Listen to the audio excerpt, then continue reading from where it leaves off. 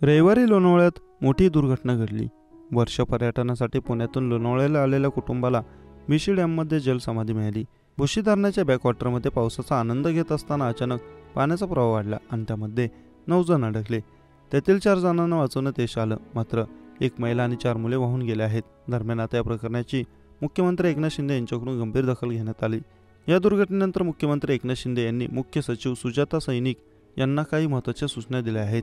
मुख्यमंत्र्यांच्या सूचनानंतर आता सर्व जिल्हाधिकारी जिल्ह्यातील धोकादायक पर्यटन स्थळांचा आढावा घेणार आहेत। पावसाळी पर्यटन सुरक्षित होणे गरजेचे आहे, त्यामुळे सर्व धोकादायक स्थळांवर सूचना फलक लावण्याचे आदेश देण्यात आले आहेत। जीवनरक्षक तैनात करा, कार्डिक रुग्णवाहिका ठेवा, SDRFची टीम त्या ठिकाणी ठेवा, असे आदेश मुख्यमंत्री एकनाथ शिंदे यांनी दिले आहेत।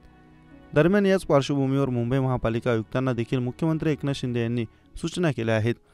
मुंबईतील समुद्र किनारे सुरक्षित करा, असं मुख्यमंत्र्यांनी म्हटलं आहे। मुख्यमंत्र्यांच्या सूचनेनंतर प्रशासन अलर्ट मोडमध्ये आल्याचं पाहायला मिळत आहे। दरम्यान पर्यटनाचा आनंद घ्या, पण आपल्या प्रियजनांचा अनमोल जीव धोक्यात घालू नका, धोक्याच्या इशाऱ्यांकडे दुर्लक्ष करू नका, असं आवाहनही यावेळी मुख्यमंत्री एकनाथ शिंदे यांनी केलं।